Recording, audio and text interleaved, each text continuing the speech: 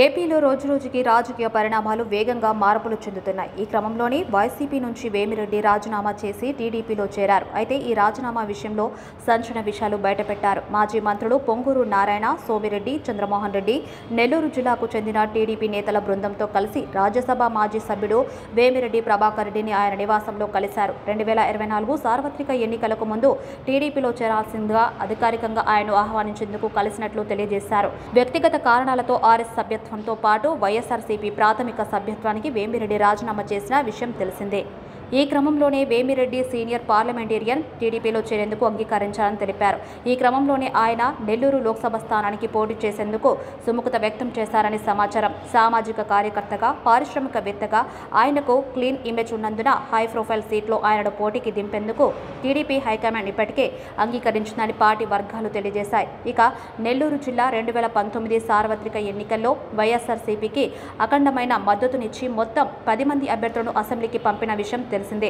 అయితే Nellore rural MLA Kotamreddy Sridhar Reddy, Anam Ram Narayana Reddy, Mekapati Chandrasekhar Reddy సహా ముగ్గురు అధికార పార్టీ శాసనసభ్యులు ఇప్పటికే టీడీపీ తీర్థం పుచ్చుకోగా వేమిరెడ్డి వైసీపీ నుంచి వైదొలగడం అధికార పార్టీకి గట్టి ఎదురుదెబ్బ తగిలినట్లుగా తెలుస్తుంది. ఈ సందర్భంగా సోమిరెడ్డి మాట్లాడుతూ వేమిరెడ్డి దంపతులు వైసీపీకి రాజీనామా చేయడం మంచి పరిణామమని, వేమిరెడ్డి కుట్రలు కుతంత్రాలు చేసే నేత కాదని అన్నారు. వైసీపీలో ఇమడలేకే వేమిరెడ్డి బయటకు వచ్చారని సోమిరెడ్డి తెలిపారు. ఆయనను మర్యాదపూర్వకంగా కలిసి టీడీపీలో చేరాల్సిందిగా ఆహ్వానించినట్లు స్పష్టం చేశారు.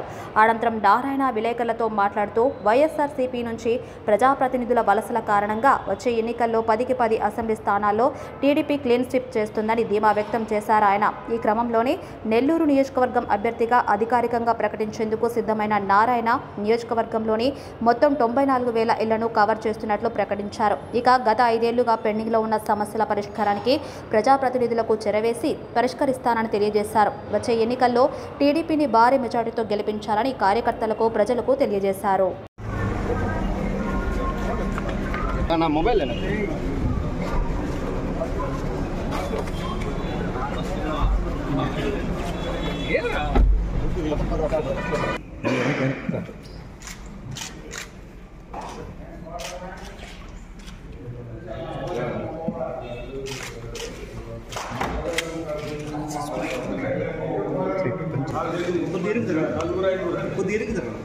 కొంచెం వెనక్కి రావాలి అందరూ.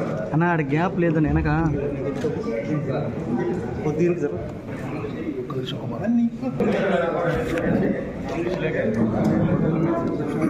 నమస్తే.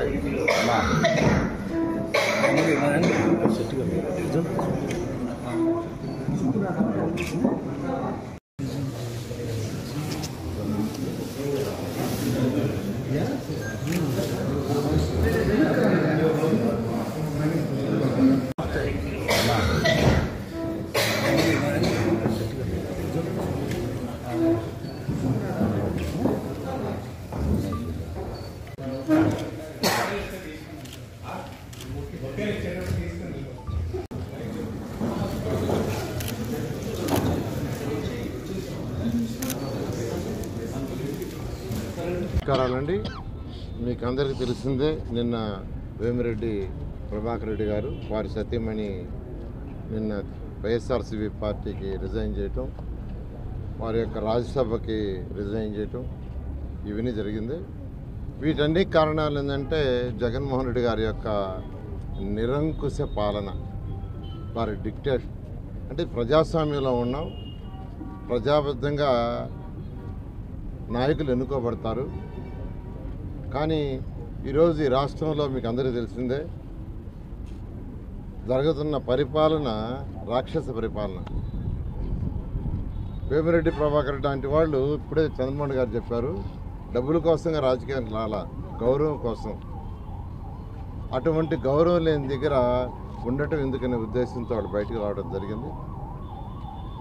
అయితే మా పార్టీ అధినాయకుడు, తెలుగుదేశం పార్టీ అధినాయకుడు నారా చంద్రబాబు నాయుడు గారి యొక్క ఆదేశాల మేరకు, అంతేకాకుండా ఈరోజు నెల్లూరు ఉమ్మడి జిల్లాలో ఉన్న 10 కాన్స్టిట్యూన్స్ ఇన్ఛార్జెస్, నాయకులు మరియు అందరం కలిసి ఈరోజు యాక్చువల్గా వచ్చి వేమిరెడ్డి ప్రభాకర్ రెడ్డిని తెలుగుదేశం పార్టీలో చైర్మన్ యాక్చువల్గా ఆహ్వానించడం జరిగింది.